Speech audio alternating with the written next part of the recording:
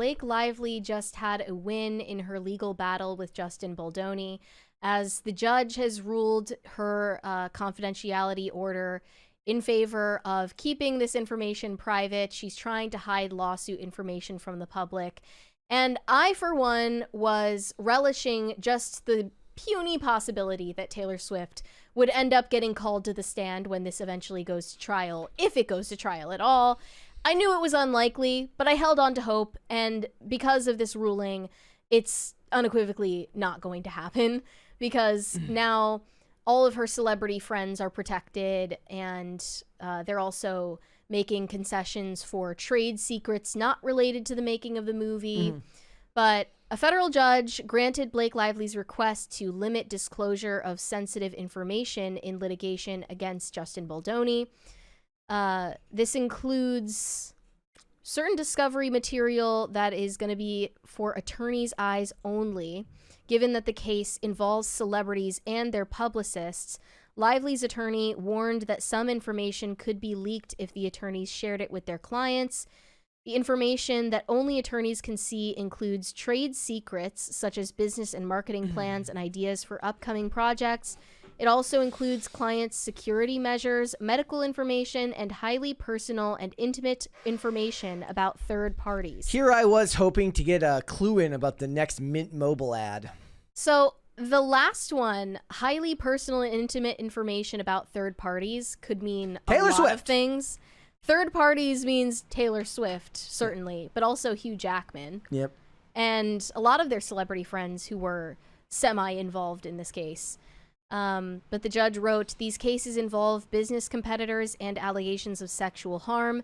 Discovery will necessarily include confidential and sensitive business and personal information. The risk of disclosure is great. It could easily circulate by gossip and innuendo to those in the tight artistic community in a position to do harm to one or the other. Will I get any information about Justin Baldoni's hair care regimen? That's what I need to know. I bet that's on the rap sheet somewhere. Brian Friedman, Justin Baldoni's attorney, told TMZ, "We are in agreement with the court's decision." So arguably, this is not just a ruling in favor of Blake Lively. To provide a narrow scope of protections to categories such as mental health records and personal security measures that have never been of interest to us, as opposed to Blake Lively's exceedingly broad demand for documents of a 2.5-year period of time, which the court rightly squashed. That was her demand for all of Justin Baldoni's text conversations for the entirety of the time that they were working together. Not just with her or with people who were working on the movie, but all of his communications. I'm like, does she not still have those? Does she just like dislike him so much that every time he sent him a text, his conversations with other people who weren't even involved? Blake Lively was demanding access to his conversations with his mom. Like, that might as well have been what she was asking for. Brian Friedman adds, "We remain focused on the necessary communications that will contradict Lively's unfounded accusations. We will oppose efforts by Lively and her team to hamper our client's ability to defend against her attacks by incorrectly categorizing important information as trade secrets, especially considering there were no issues in providing these communications willingly to the New York Times." Yeah, that was very easy for them to do. Yeah. It's funny how she just blabbed and leaked everything to the press when she didn't think this was going to become a matter of public I mean, anything that doesn't end in interests. him losing money ends up being a win for him because he's like an infinitely bigger name now than he ever was before. She's, in an effort to destroy Like, literally, his career, I was the actually made his career. There was like one person on earth who knew who this dude was, and that was me because Olivia made me watch Jane the Virgin. And I knew the actress that he's married to and not him before I watched that. Yeah. Like, he's married to a woman named Emily Foxler. I guess Haters make you famous. Yes, they do. Like, Blake Lively is the hater that made Justin Baldoni famous. Yep. Blake's attorneys also said, "Today, court rejected the Wayfarer party's objections and entered protections needed to ensure the free flow of discovery without any risk of witness intimidation or harm to any individual's security. With this order in place, Blake Lively will move forward in the discovery process to obtain even more of the evidence that will prove her claims in court." You pointed out that Zach Peter, who has been covering this heavily on X, said this is not a win for Blake, or that it's barely a win for Blake. The judge said, why? She said, because of my medical records and security. So the judge said, okay, your medical records and security will be protected. But she was fighting for all Discovery to have an AEO protection. He granted it for medical records, security measures, trade secrets not related to It Ends With Us, and intimate info about third parties, including her celebrity friends. So Taylor Swift is now protected by this. Well, thank goodness.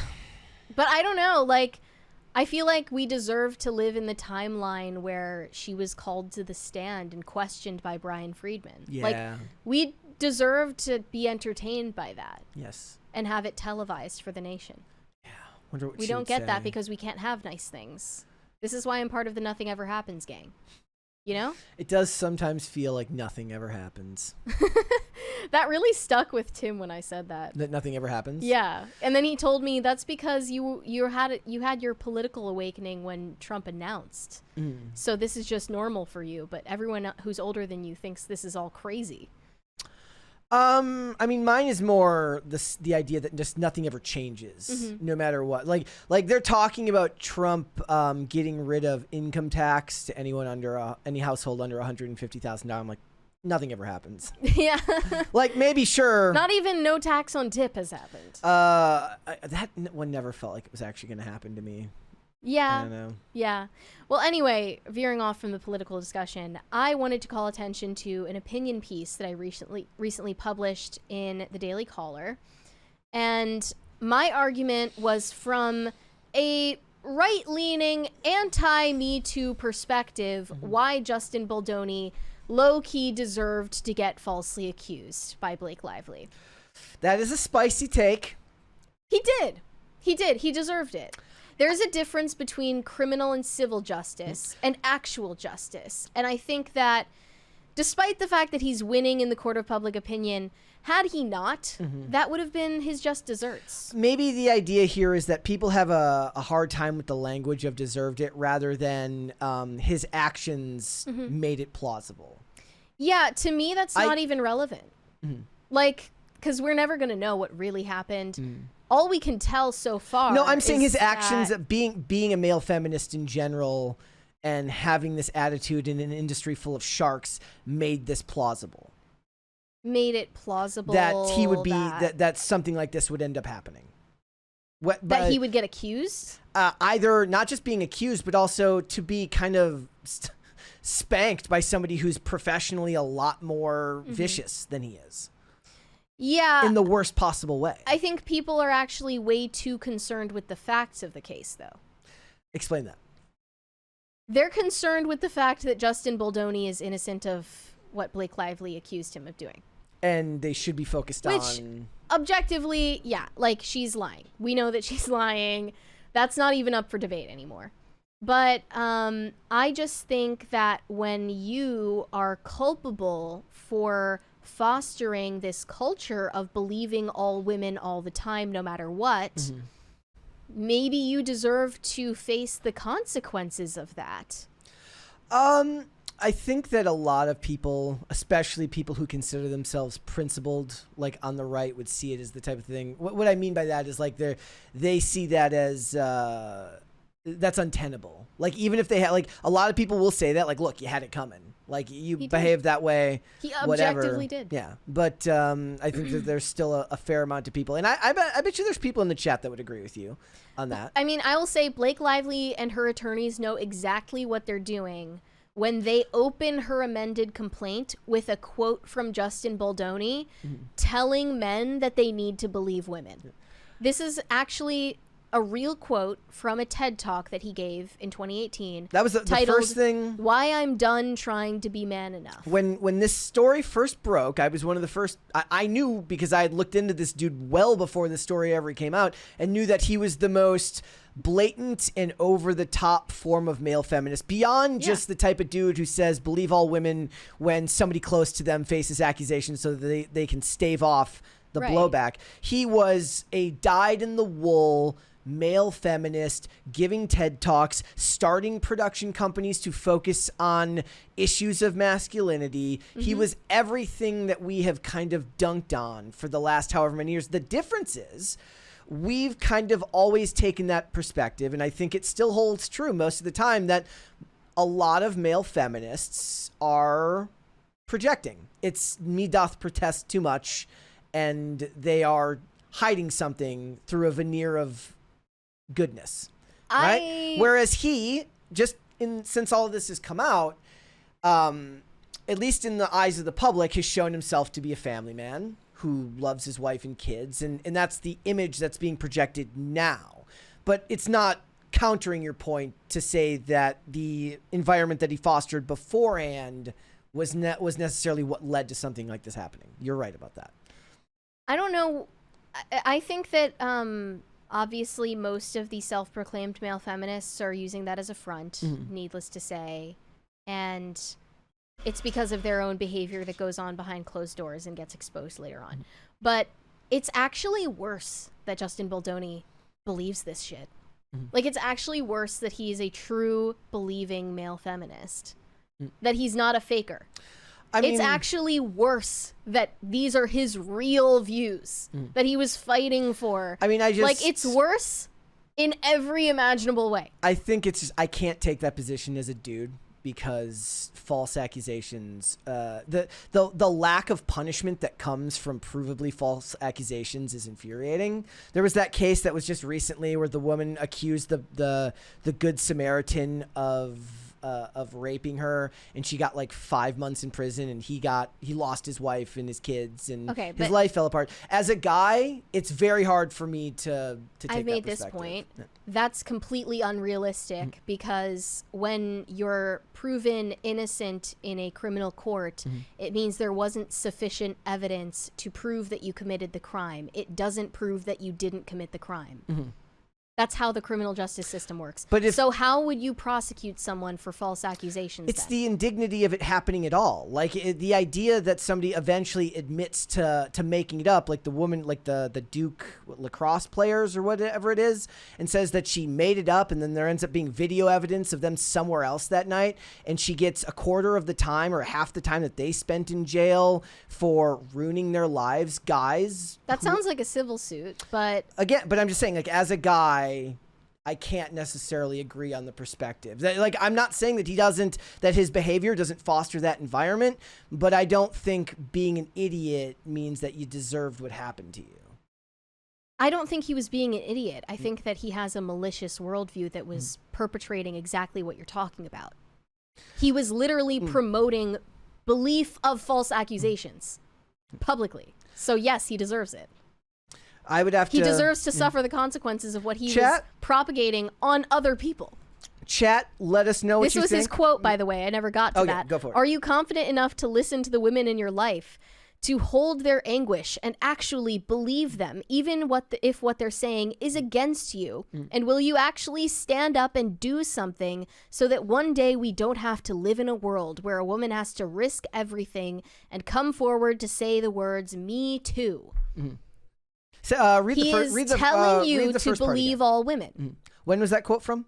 2018. Yeah. He was telling you at the height of the Me Too movement to believe all women. And he was promoting the belief of false accusations and then fell victim to them.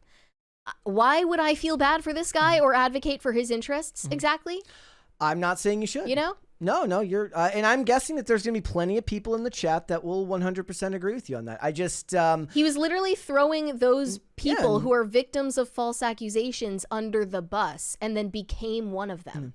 And it's possible that he ends up getting his just desserts in this. I mean, I don't think so. I think he ends up actually honestly coming out better for this because it's raised his public profile.